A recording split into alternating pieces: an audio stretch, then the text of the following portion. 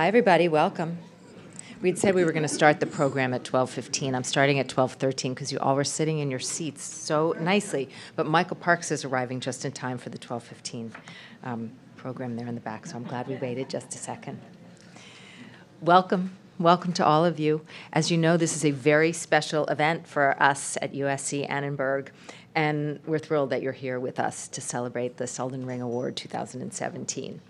Before we get going, I'd like to share a video with you in which some of past judges and past winners share their perspective about the award, its significance, and its relevance, now 28 years strong. Take a look.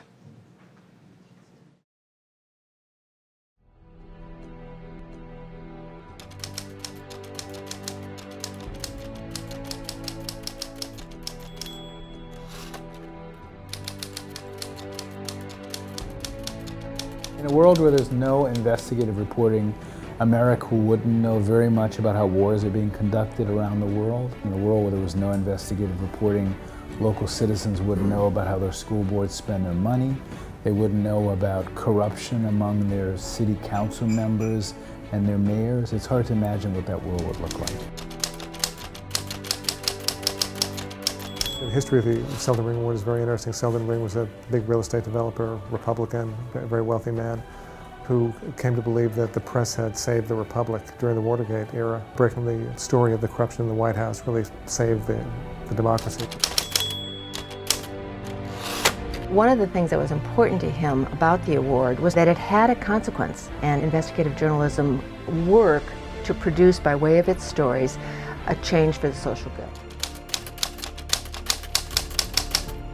There are always going to be those projects that you remember, that you saw, that got the buzz at the time. But one thing that I find encouraging, because it shows how much great journalism is still being done, is how many amazing projects that when I kind of got the list of entries and started reading them, I realized I had not seen before. Very difficult decisions in terms of sorting through these. But again, it's not just those big projects you heard of. It's a lot of other projects that maybe never made it out nationally, but that in a community, in a state, might have been a very big deal. One of the things that we tried to do when we worked on Innocence Lost was to make sure that we were bringing those stories inside the living rooms of our readers, that they understood that it wasn't just a statistic, that it was a child that had been lost under horrible circumstances, and that it was incumbent upon our community to make sure that it didn't happen again. I had spent the last year and a half pretty much exclusively on it. You never do that kind of a deep dive thinking about what's going to come of it, other than you are certainly hopeful that it will have some kind of impact. In our case, better protections for abused and neglected children. For those of us living in Southeast Asia, an open secret. We all knew that the Thai fishing industry was using slaves in forced labor, but proving it was another matter. I was surprised to find that there was a legal loophole that said that products of forced labor could come into the United States as long as there was a consumptive demand. We did a story about it. Within a few months they had written new language. It was closed. Obama signed it into law. It's been such an honor for all of us to receive this award. But on the other hand, one of the biggest honors for us is more than 2,000 people have been freed. That's one of the biggest honors for us. We hear a lot today about fake news and journalism being in crisis and why aren't we better? But I think that I think someone who is equipped with the journalism we've been looking at this weekend, they'd be very hard pressed to make an argument that there's not a lot of amazing journalism being done and that journalism is not making a real difference in the world we live in.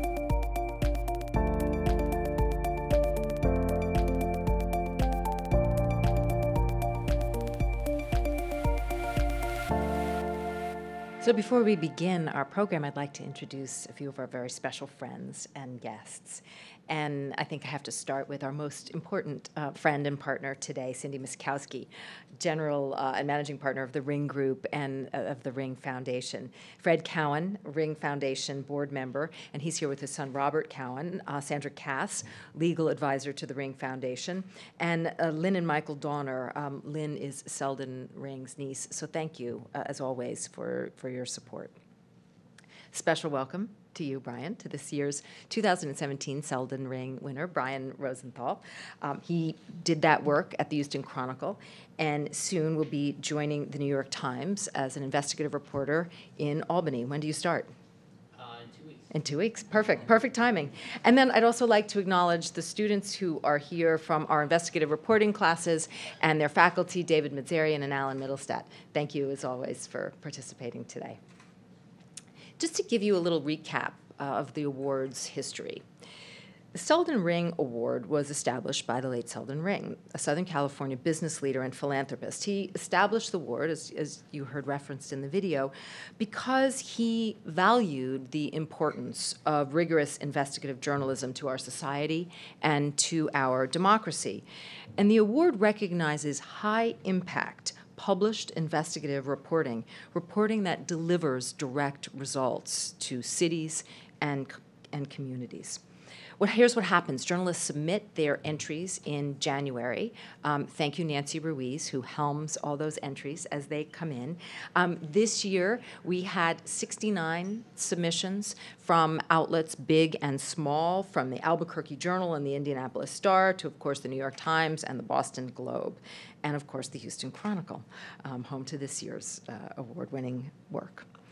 We then invite the top investigative reporters and editors in the field to spend a weekend here, and they come to glorious, sunny Southern California in the middle of a bleak East Coast winter, and there they are, holed up in that hotel room. And as I joke, back in the day, it would have been a smoke-filled room filled with mostly white men. As you can tell, today it's a vibrant mix of journalists of different generations and different backgrounds and different perspectives. And I think they might, I won't pretend there's not a little drinking that goes on, but it's a lot of, we're here in California, so it's a lot of green juice to fuel them through all the reading of all that work.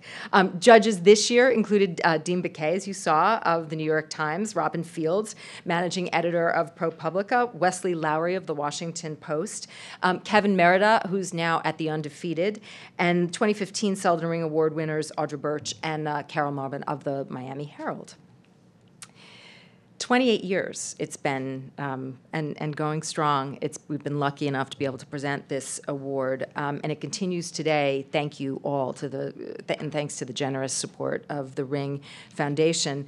As we always are, we're fortunate enough to have Cindy Miskowski here with us, serving as the family's steward for this continuing honor. As I mentioned earlier, she's general and managing partner of the Ring Group and chair of the Ring Foundation. Cindy is truly dedicated to the city of Los Angeles, and she's passionate about civic engagement and about the arts. She served Los Angeles for more than 35 years in the areas of land use, planning, and fiscal management. As a member of the LA City Council, she spearheaded the adoption of the new master plan for Los Angeles. For the Los Angeles International Airport. She also served as the president of the LA Harbor Commissioners and led the port in achieving record air quality improvement. In addition, she serves on the Board of Governors at the Music Center, as well as Genesis LA, which is a nonprofit economic development entity, and UCLA's Board of Visitors for the School of Art and Architecture. So you can see that she's very busy, and her skills and passion are very much in demand, which is just one of the reasons that we're so grateful, Cindy, to have you here with us today. Would you like to come up and say a few words?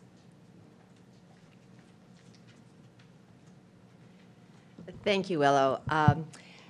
And thank you for making that brief beginning, the film. It's remarkable to see, and it's remarkable to think that it's been 28 years. I mean, I was here at the first, as were Fred Cowan, who is on our board and was a contemporary of my father-in-law, Selden Ring, and my mother-in-law, Norma, because after Selden passed away, Norma, his wife, continued this and helped make sure that it had integrity. And it started, as Willow said, and as I think some of the reporters said, with my father-in-law, who was talking with my husband, Doug Ring. And Doug was an attorney who represented what we call lobbyist interests in City Hall, but was very, very much different from his father in that Doug was an ardent liberal. But Selden believed in the early 1970s that journalism had saved our republic. You know, this was the days of Watergate. It was the days of a president who was involved in nefarious doings leading to an election campaign, a re-election campaign, and that it would never have been uncovered. I mean, what looked like a two-bit break-in, I think it was called, was diligently and doggedly investigated by the Washington Post and some reporters who just wouldn't quit and believed that there was something more to it. And clearly there was, and clearly Watergate is history. But Selden said to Doug, you know, I think we should recognize investigative journalism. It really is an important factor in our democracy. We hear about the freedom of the press and the Fourth Estate and how important that is, but this really proved it. And so he said, well, let's see if we can set up an award. And I've got to tell you, it took some effort to find a school, to find a place, to find somebody who was willing, you know, even with the funding, to take this on. Because as you see, it takes some very professional judging. It takes the caliber of kind of people, both the submissions and the first year or two. It took some doing to get some legs to it and get some establishment. But as I look at that history, and that was just a few of the winners. I mean, it really is not only nostalgia, but it really makes me feel really good, because the principles that Selden and Doug established in setting this up with the school was it really had to make a difference. It wasn't just a good story that was meaty and interesting, and some of them actually were a bit humorous. There was one, I think, in Kentucky, which was looking at how the schools were disproportionately funded. This was, I think, a second-year's journalist, the second-year award. And they were disproportionately funded because all of the funding for the local schools came through the property taxes. And a whole lot of very wealthy people in very big mansions were getting very, very low property taxes. They had sort of the fix-in with the city hall. And so that story was one, as it ran for days and days and days, the reporters came and told the story how every morning people would run to get the paper to see whose house was going to be on the picture of the paper that day. And so, but it did lead to some changes and some equity being provided in the way local property taxes were funded across the state, so that poor districts or people who were getting off weren't getting off anymore, and schools were funded. But the rest of them, some of them really tug at your heart, and all of them met the second criteria, not only an interesting story, but that they got the attention of people that mattered, some public entity, whether it was a local city council, whether it was a judge and a district attorney, or whether it was, as we saw with the president signing something, some change at national level. So these were stories, a series of stories, an in-depth review that would lead to somebody saying, we've got to change this, and a change happening by way of laws executed, people going to jail, or something of that effect. So when I look at that and see the profound effect this has had over the years, it really is meaningful to me that this idea and this concept has been carried out so well, and that, if anything, and today I think it was mentioned, it's even more important as we are hearing an attack on journalism like I'm sure we've never heard. And maybe in the 1930s, and maybe in other countries, something like this has occurred with the degree and ferocity that is occurring now. But I'm so glad that this continues. I'm so glad, particularly not only to the recipients who found this fervor and integrity in themselves to do this kind of work, because it's not a high-paying job and not high rewarding. But I'm particularly thankful to the students who are here who said, this interests me, and maybe I can make a difference, and maybe this is a course that I want to pursue, because it really is so important. So with that, I want to thank again Fred Cowan, who serves on the board with me, Lynn and Mike Donner, who were here 28 years ago at the first event, who are Selden's niece and her husband, and Sandy Cass, who helped set this up and carry on. And let me also just thank Tiffany Myers on my staff, who helps coordinate from our end. This is important work. It's fascinating. You're going to, I always come away from these uplifted because of the good work. And more than that, the really, I think, important part of the story too, is there are, how many entries this year we've had? In some cases, these 69, we've had up to 100 entries were people who say, I think my story qualifies for this, and those I've gone through them, and they are stacks like this with each one of them, but each one of them is meritorious on its own and important and underscores the value of what we are seeing today, what we need today. And so thank you to our award winner, and thank you to the school, and thank you for all those who participate, and particularly thank you to the up-and-coming journalists whose job it is going to be to do this again. Thank you.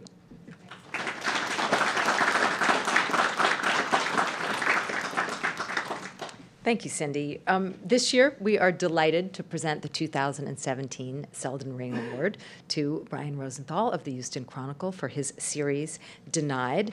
As you can see, Brian, by that scroll that went by when Cindy was talking, you join an illustrious group of reporters and publications, so congratulations. Let me tell you a little bit about Brian's work. His series was published in 7 parts. It revealed that for years, Texas state educators systematically denied special education services to hundreds of thousands of school children with developmental, intellectual, and physical disabilities.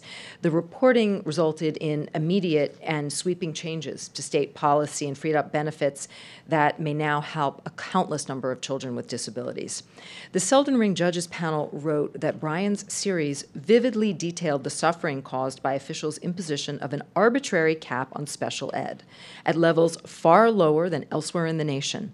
His work prompted swift action, fundamentally rewriting access to education for hundreds of thousands of Texas' most vulnerable students and their families. The special ed cap that Brian revealed had been unknown to Texas lawmakers. They were completely in the dark that that cap existed. Just a few state educators and state school officials knew about it. The legislature hadn't approved it. The State Board of Ed had not discussed it. The federal government knew nothing about it. The policy limited special education to no more than 8.5% of school children, which is well below the national average of 12%. The Chronicle and Brian's team interviewed more than 1,000 people, including 323 current and former educators and 391 parents, who relayed how schools had denied services to their children. In September 2016, when the Chronicle published Part 1 of the investigation, the response was overwhelming. Hundreds of parents reached out to tell their stories.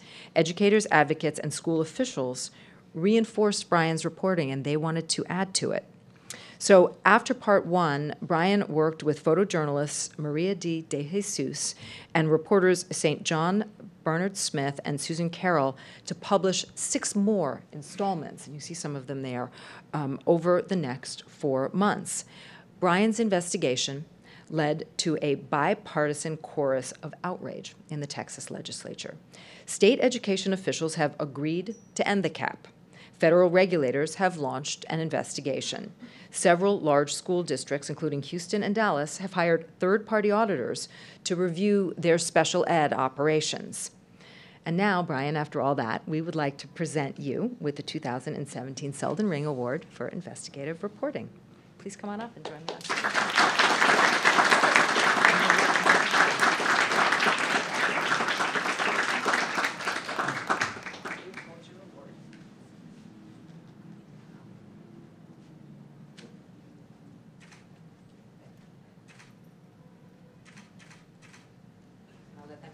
Just you.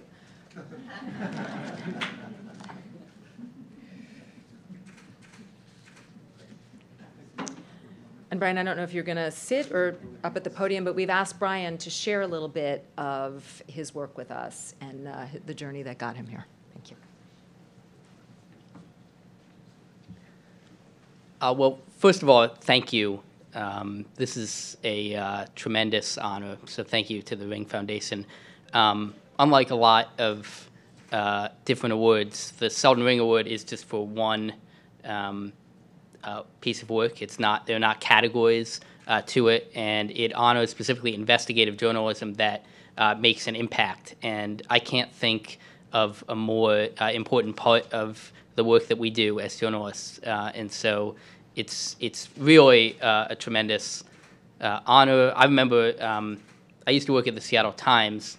And 5 years ago, 2 of my mentors there, Ken Armstrong and Mike Behrens won this award, and I remember vividly thinking that that was the coolest thing ever, and that I was never going to get anywhere close to that.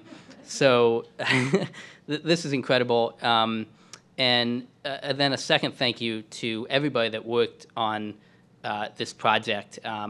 Will mentioned some of the names of the people that helped with this in terms of the reporting and the photography and the videos. And anytime you do a project like this, there are literally dozens of people that are involved in it. And a lot of those people, most of those people, don't get to go to things like this. Their names are not in the newspaper. And so, it is really a tribute to them. And, some of the people with this, specifically Rachel Gleason and Jordan Rubio, two of the digital producers.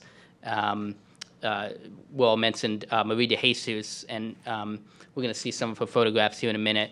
And St. John Bernard Smith and Susan Carroll, who helped with the reporting. And then my editor, Vernon Loeb, and the executive editor, Nancy Barnes, all would not have been possible without them. So let's talk about this project a little bit.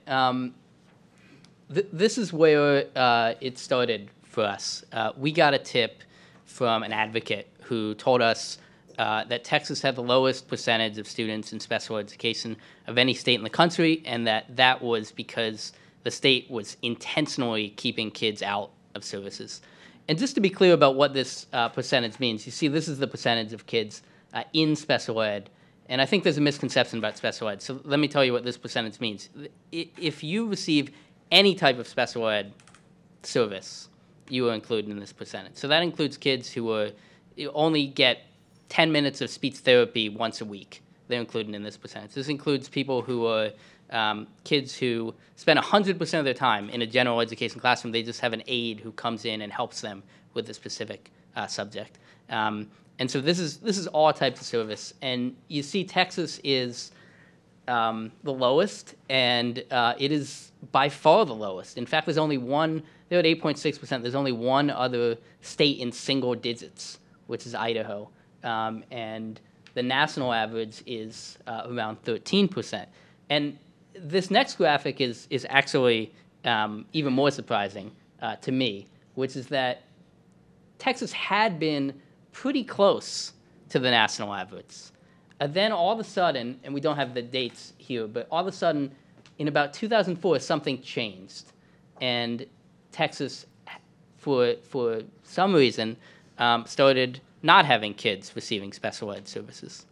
And so our charge was to figure out why that was. And we had a tip, a suggestion that there was an intentional effort to do this. But we did not take that tip for granted. In fact, the first thing that we decided to do was we decided that was such a crazy thing that was being suggested, that the state was intentionally keeping away services from kids. This would have been, illegally, secretly harming tens of thousands of kids. We decided to try and disprove that tip first. And so we tried to see if there could be another explanation for this massive reduction in the number of kids in special ed. And so we ended up interviewing more than 100 national and Texas education experts, and we actually did a piece that summarized some of the other explanations that we considered. And these are some of them here. Special ed rates declining across the country, no. Fewer babies being born with disabilities, no. Has it changed its criteria? No. Changed funding? No. And these were all the theories that had been floated by different experts. There also was a theory by the state that we had to consider. And that theory was that the state had put in place such great teaching techniques that kids simply, they were teaching disabilities out of kids. And that they did not have a need for special ed anymore. And this sounded ridiculous, but we had to take it seriously because if it was true, not only would we be wrong, but we would be 100% wrong. This was not a bad thing. This was a good thing, and this was a positive story that we should be telling. So we took this explanation very seriously, and as you can see, we talked to a lot of different people about it. We consulted a lot of different numbers, including the fact that, you'd think if we had these great new teaching techniques in Texas, test scores would have increased, and they've actually gone down, and a lot of other different reasons for this. So we after consulting with all these experts and looking at all this data, we felt very confident that this was that there was an intentional effort to keep kids out of special ed. So the next path was to find out about this state policy that had been put in place, that this advocate had told us about. And he had said that there was a monitoring system that was put in place, and that this was a system that judged school districts about their performance. And it had a bunch of different indicators for different things. And there were indicators for test scores and graduation rates and things you might imagine. But there was also this indicator, which was under the special ed section, and it was indicator number 1 for special ed identification. And you see that you take the number of kids in special ed versus the total number of students, and the ideal percentage, the standard percentage, is 8.5% or lower. This system, by the way, it's like golf. You want a low score. So if you're at 0, you meet the standard, and then you can get a worse score as your performance level goes up. So you see the state had put in place this 8.5% standard, and school districts were actually being punished for giving special ed to more than 8.5% of their students. And we still had a lot of questions about this, and we were wondering why the state had done this, what was the rationale for putting in place this system, and the biggest question, why had they chosen 8.5%? What was so magical about that number?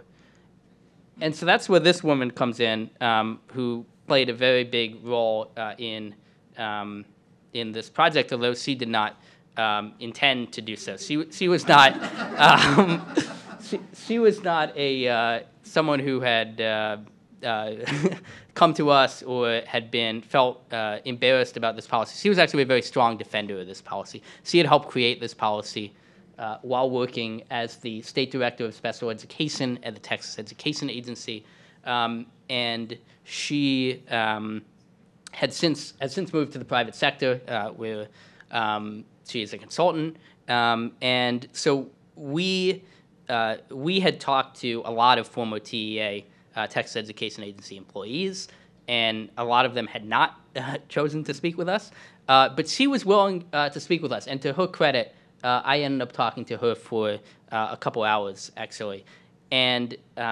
she answered the biggest question, which was, why 8.5%? When I finally got a chance to ask her this question, she said that the 8.5% was chosen based on the percentage of students in special education at the time. And I interrupted her. I said, no, that's not true. The percentage of kids in special ed at the time was around 12%, which was the national average. Why do you set this at 8.5%? And she said, no, well, it was based on the percentage of students in special ed at the time. And then, we set it a little lower than that because we wanted to move the number to get lower. And so what that said to me and to us is that this was completely arbitrary. This was put in place solely to reduce the number of kids in special ed. And we heard, by the way, from other former employees that there were concerns about cost, and in fact, at the time that this policy was put in place, the agency was facing a $1.1 billion state budget cut. So this led us to a third reporting path, which was how did this play out in local school districts? And I don't want to take too long here because I want to leave a lot of time for questions, but this was probably the most important question to answer and the most important path. How is it that you can reduce the number of kids in special ed and keep kids out of special ed when they clearly have disabilities and need help? And so what we end up finding is these continuous improvement plans And you can't really read this particularly well, but these are plans that the school districts were required to fill out when their special ed numbers were too high. They had to create a plan to correct what they had done wrong. And so we ended up obtaining a lot of these. And this one, which is for Karnak ISD, has right here on the second one you can see, it says the SIT team will meet a minimum of 3 times before referring for an FIE. This is under the 5th column there. And, you know, that's a bunch of jargon. But what that means is that you can't get a kid into special ed until you have 3 different meetings of a school-wide committee that is going to go through each kid and decide if you can even evaluate this kid for special ed. And we saw this a lot. We saw a lot of different variations of this. This one said that on the bottom here, each campus now has a 4-tier model where tier 4 is referral for special ed. No referral for special ed may proceed unless you've gone through all these other steps first, which is not legal, by the way. The federal government has said that that is not allowed at all. This is one of my favorite ones, actually. This is not from a corrective action plan, but from a report about a school district. They took the referral packets for how you refer someone to be evaluated for special ed. They took them out of the schools and put them in the administration building and said that you could only get them if you show that you had done all of these other levels of intervention, which, again, is not legal. Then the other part of this was talking to educators, and we ended up interviewing 323 of them, and they told us all kinds of ways. And time is running short, so I don't want to go through all these. I got videos for them, but why don't we just look at this one, which is the second one, Marcia Bauman, who was a social worker and special ed referral person at the HISD, which is the Houston Independent School District. And she had... I remember one day...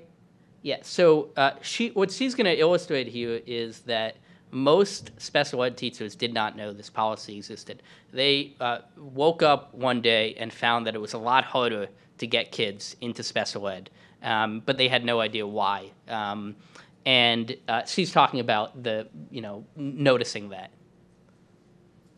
I remember one day in particular having talked to the diagnostician out in the hall, and I really felt so frustrated that I literally started crying. And I just thought, something is wrong.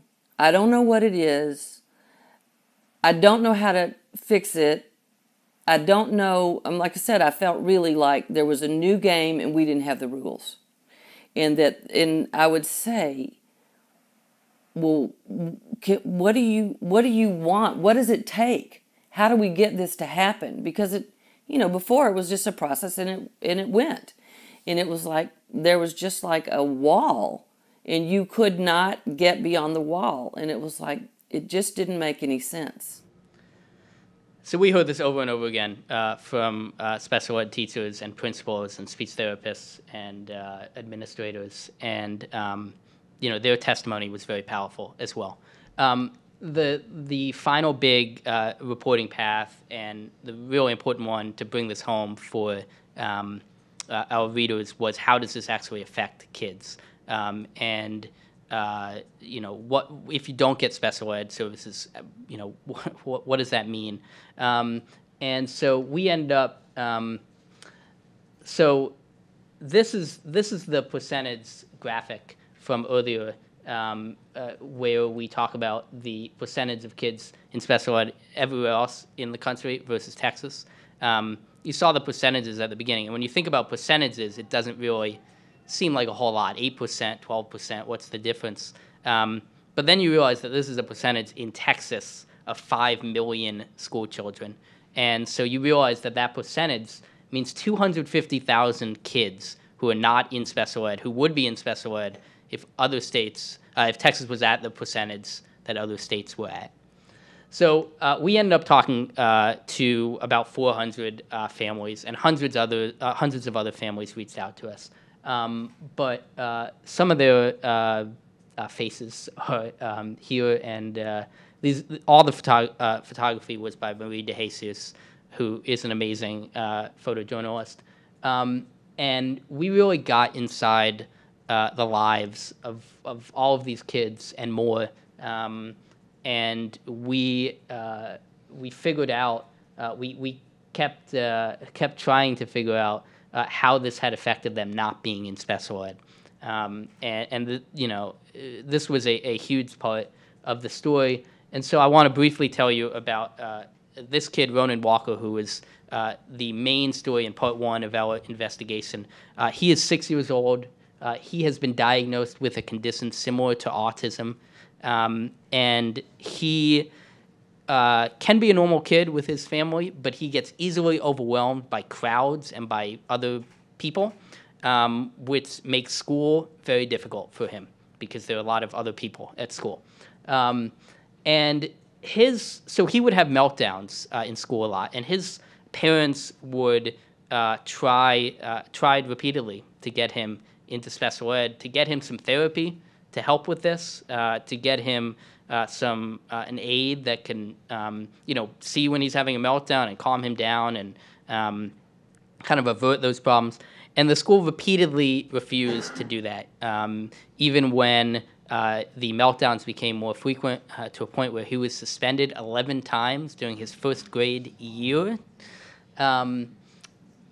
Even when his academic performance plummeted from the 67th percentile to the 16th percentile, and even when he started expressing suicidal thoughts. The school continued to say that he did not qualify for special ed because he was still academically doing okay. And so his parents eventually pulled him out of school. And I do want to see this video.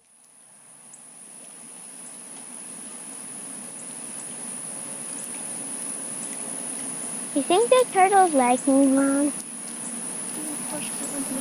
They're like, we're waiting. Yeah, they came, they're circling down there to eat. So they like it. They're going for it. Look at them. Oh, that one went over there. Maybe that's. Oh, look how big that one is. Holy crap. Both of us really we love getting information and knowing things, and it's just neat to learn about different species or different periods of time, all of those things. And so going out with him, and it's positive for us when we have a hard time with a lot of things around the house, like, behaviors or complying and stuff like that. Oh, I got it. What? 29 plus 7. Oh, yeah, look at that. Good job. If Ronan was getting appropriate special education services or any special education services, he would be able to stay in school. He wouldn't hate school. He wouldn't come home and think that he's bad all the time because they would be helping him. Okay, we're done. If you finish that page, then we'll be done for the rest of the week with math. Yay! It's Friday. They would be helping him to cope at school. He doesn't have the coping mechanisms, and so he doesn't know how to act around other children. He gets overwhelmed. He's embarrassed by his responses to things when he comes down from the overstimulation and the meltdowns. He doesn't like who he is. He's a fun, good kid when he's not off, when he's not overstimulated. He's polite, loves to tell you about what he knows and what he's learning. He loves to play around. He loves to pull jokes on people. So he's not a bad kid, but he thinks he's bad because he doesn't have any help.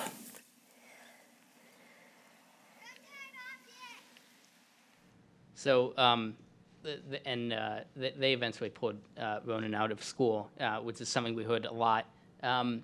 After we told part 1 of the story, we got hundreds of people. To see the parents in these ARD meetings was frustrating. It was very disheartening. I felt like... She really wanted to speak to you, I think. But we we got hundreds of emails, and so we had more stories than we knew what to do with, and so we tried to tell as many of them as we could, and we focused on different categories of kids who had been especially hurt, and we also focused on Houston, since it's in our backyard, and so you can see some of the other installments there. And so after that was done, we tracked the impact, and there was a lot of impact. And you know, I won't go through this, but Will mention this. Ultimately, the state of Texas has decided not to do this anymore. Schools are not going to be punished for giving special ed services to too many kids. They are also claiming that they did nothing wrong still, and the federal government is investigating that. The federal investigation is ongoing. It should be done by June. There are several school districts that are doing their own internal investigations. The legislature has now filed 16 different bills to address different parts of this, and one of them, which would permanently bar the state from ever again implementing a target for the ideal percentage of kids in special ed. That one was passed by the state Senate on Wednesday. And so this conversation is ongoing, and there are a lot of discussions that are taking place, not only about how to ensure that everybody gets into special ed, but because we're talking about it, how to ensure that those services are actually helping kids to reach their potential. And as I said, it's ongoing even up to Wednesday, which happened to be my last day at the Houston Chronicle. I was doing a story about some of the developments. So it's been quite an experience, and I am looking forward to answering some questions about it. Thanks.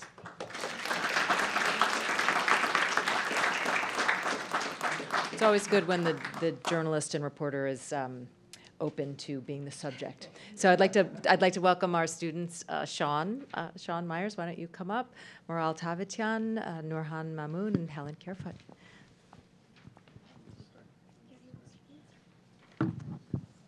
I feel like I took your question time by speaking. We can go over. You're not that hungry, right? All right, let's do this thing. So my name's Sean. She introduced me briefly. Thanks so much for being here. It's an honor to be up here with you. Your stories really place the blame at the feet of 4 people, I think, who kind of knew what was going on and didn't do anything or design the system. What do you think their motive was for doing that? It's a good question. Did I manage to turn this on, by the way? Can you? Yeah, okay.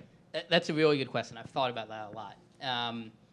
I think it's a mix of things. First of all, there was a belief among these people and the Texas Education Agency that there were too many kids in special ed, and that by reducing those costs, they would have more money to help other kids. I mean, I think it's important to remember the context that there was a $1.1 billion state budget cut, and the agency Texas spends less on education in general per student than almost any other state in the country. And so I think the agency felt like it was underfunded in a lot of ways, and they felt that this was a way that they could save some money and help some other people. Maybe that's me being a little naive, but I believe that was part of the motivation. I also believe that they did not realize that this would have the impact that it did. And I've talked to a lot of former agency employees and I've asked them questions about the people that developed the system and if they thought that those people were good people. And one of the answers that I got was that those people are very, they don't always think things through, and the speculation from their coworkers was that they thought that this might reduce kids who are in special ed unnecessarily, but it would not lead to this dramatic, massive reduction down to exactly 8.5%, which is what ended up happening. So I don't have a great answer for you because most of them haven't spoken with me, but that's my guess. Thank you again for being here, just echoing what Sean said. My question is about kind of your process and how many public records requests did you file throughout this project, and how hard was it to get the state and school districts to release the information? And kind of when you encountered roadblocks, how did you deal with that? We filed at least 500 records requests, 100 with the agency, the state agency, for a lot of different things, including all documents related to this, a lot of data. We filed, we selected 75 different school districts that were either really big school districts, or they had a big reduction in their special ed numbers, or we had sources that worked there that were telling us things, and we requested all of those school districts to provide us with a lot of different things, probably 10 different requests for each of those, which I'm not great at math, but I'm realizing the 500 number is a little low. And we also requested some data from the federal government. The good thing that we were able to get was data. Data was pretty easy to get, and a lot of people keep a lot of data. Schools keep a lot of data about different things. We did encounter a lot of trouble obtaining records, first of all, about the creation of this policy. It was created in 2004, and that was 12 years ago, which is a long time ago. And so the state did not really have any records about the creation of the policy. And so the way to get around that was just talking to people who were there, and if we talked to enough of them, we could get to some questions like, the rationale and things of that nature. We also struggled. The state refused to turn over any of its enforcement documents about how it had punished school districts for not doing well on this monitoring system and giving too many special ed services, but also other, not doing very well on tests, et cetera. The state claimed that all of that fell under an audit exception because that was part of an audit. There's an exception in Texas state public records law that says that that's exempt. And we went to the Attorney General on that, and we lost. So that is a remaining disappointment that I have, a lingering disappointment. But again, we were able to get around that by talking to so many people. And our approach was, if we cannot get it in black and white on paper, let's get hundreds of people to tell us it, and then it has basically the same force of fact. And so that was kind of the strategy. Yeah, so I just wanted to say again, thank you so much for being here, and kind of echoing Maral's question about data. So how do you go about organizing a story like this with so many facts and so many figures? So kind of like what organization systems and like what thought processes went into like laying everything out and figuring out where to go from there? I'm glad you brought that up, because I think that organization is extremely important, and I don't have a good answer for how to be organized, but I think it's extremely important. I used a very crude system, which is just I had a lot of folders and subfolders, and they would, and a lot of basically Microsoft Word documents, and so I had, I had a sheet of, first of all, I had a list of all the interviews I'd done in Excel spreadsheet, which is how I'm able to spout off all these numbers. And then I had the interviews categorized by different, I had interviews with, with educators, with special ed educators who are current educators. I had a Word document for former educators, for former agency employees, for current agency employees, and just a lot of Word documents. And a lot of Excel documents for data about different things. And I did have one folder, which was, I called it the core data folder, and that was kind of the data that I knew I was going to be referring back to constantly. And I mean, I basically just dedicated a lot of time to thinking about that. I don't think I had a great structure in place, but it is something I thought about a lot, and making sure I knew what we had and where it was. And so it was more just kind of the mental devoting time to it than any great system. Hi, I'm Nurhan Mahmoud, and it's a pleasure being here asking you questions about this project. And I guess what I'm curious about is, well, there's a lot of data when it comes to this project, and you touched on this a little in your presentation, but how do you go about translating pure percentages into numbers that mean something to the audience? Because like you said, 8.5% doesn't seem like much, but it's 250,000 students who aren't able to get access to these services. So how are you able to reflect that in your reporting? It's another good question. I am lucky that I have some friends who are not journalists. And so I call them normal people. So I think that I ran a lot of stuff by them and asked them what made sense to them. And I also trusted my own instinct as well, because I am kind of a normal person myself. And so I figured that, if it was a percentage that would, if I was reading it, if you could put yourselves in the shoes of a reader and think about, if you're reading something, are you going to be able to understand it? And so, I think that is a really helpful exercise, to pretend that you're a reader, pretend you're reading somebody else's work. I also just had incredible editing. My editor, Vernon Loeb, and I worked very closely together. The story, part 1, ran on September 11th. I submitted the first draft of the story on July 4th weekend.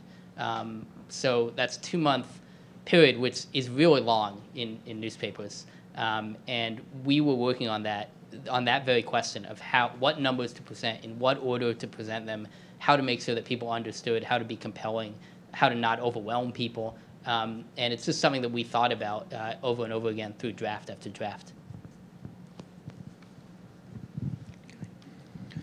You had mentioned that this had come from a tip originally from an advocate, but once you got going, I guess in the early stages before you had hundreds of interviews, did you go through periods of doubt where you weren't sure about your direction? Did you have to rethink which way you were going? Yeah, periods of doubt, kind of 9 months of doubt, more. But first of all, as a journalist, I'm skeptical of everything, and so I was extremely skeptical at the tip, and I was skeptical about, whether we were going about the process in the right way. And I think that's where an editor is very helpful. And I'll mention again Vernon Loeb, who, we talked about this constantly and thought about whether we were going about it the right way, and if we really had what we thought we had. And I know he was talking to a lot of different people as well. I was talking to a lot of people inside the newspaper and also outside the newspaper about that. But yeah, the worst doubt was when trying to write the thing. Writing I find extremely frustrating.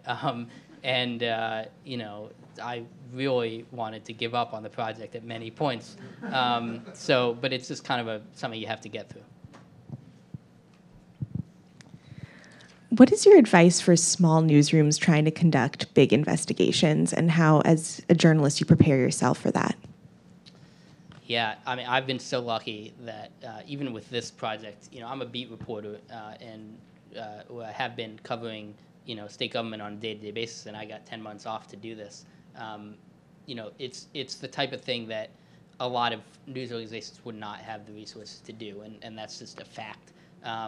But in terms of how smaller newsrooms can try to do that, I think the first thing I would say would be ambitious about that, which is the same advice I have for young journalists, is, think big, and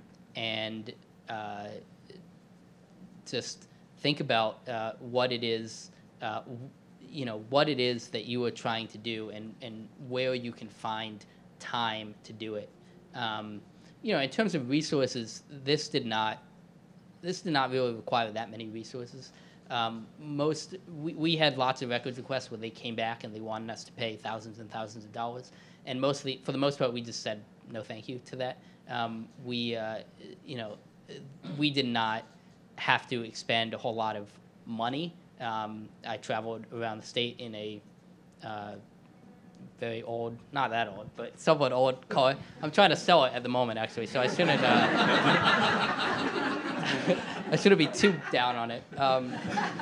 But you know, in terms of resources, I guess my point is that we didn't have to expend that much. But we certainly had to expend a lot of time and resources in terms of other people at the paper being involved. And so, you know, I just think for smaller news organizations, in order to do that, it's a real balancing act about trying to find, you know, where you can save a few minutes here and there to work on it. It's really tough, I know. My question is about just being a journalist. When you first got the SIP and you started working on this, I assume you were working on other stories as well. At which point did you realize that this is a series you'll be working on for a long time? And at which point did you realize that you have to maybe drop or give someone else the stories you were working on? Or how did you go about organizing the stories you were working on in general? Yeah, so for the first probably 2 months, I was doing day-to-day stories, and in fact covered a Supreme Court case, which was really exciting, actually. And so I didn't want to give that up. But I think that we realized pretty quickly that if this, and again, I just go back to how dramatic the tip was, and if it was true, it was something that was harming kids and in a way that was unlike other stories that we had heard about. And we kind of instantly realized that we needed to devote the time into looking at it. And so thankfully my editor agreed with that and was able to get me the time. It was hard to maintain your focus for that long. I mean, and to be out of the paper for that long. I mean, it's tough. I got into journalism to see my name on pieces of paper, mostly. So, you know, it's hard to not do that, and but again, I think if you think about the big picture of what you're trying to do, that overrides that. Hey, so I have a question kind of about objectivity. Being in a journalism school here, we've had a lot of discussions about the place objectivity has in newspapers and news. And so I was wondering, if you're investigating a story like this, where, as you mentioned, if it was true, it was harming so many children, how do you remain objective when you've found that clearly someone is in the wrong, or do you need to remain objective? Like, do you think there's a place for that in investigative reporting? I think that you need to remain objective to the facts. But if the facts, if you come to a conclusion in a fair way and the facts are clear, I don't think there's anything wrong with. I don't think there's anything wrong with saying this was bad. This hurt people. That's not a. I'm not sacrificing my objectivity to say that. And I think the fact that we did come to this conclusion in a very, well, first of all, the very first call that I made was to the Texas Education Agency to ask them about these numbers and say, why is it that there has been this great reduction in kids in special ed? And they gave us an explanation, and we very aggressively researched that explanation. And we also considered many other possible explanations for why this was happening. And so we came to the conclusion that this policy, in addition to all the records and documents and interviews we had, saying that as well, we came to the conclusion that this policy was harming people in, I think as fair a way as we could have. And so I think once you're at that point, as long as you're remaining objective to the facts, I don't find it problematic at all to to say that this was bad and to empathize with someone like Ronan Walker, who was harmed by it. I think that is perfectly within the realm of acceptable for journalists, and in fact what you should be doing in that case. Thank you.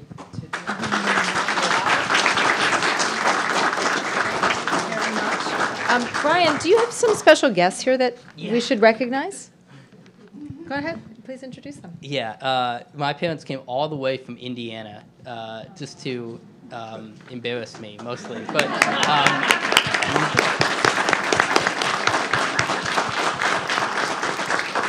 On behalf of all the parents in the room, nicely done.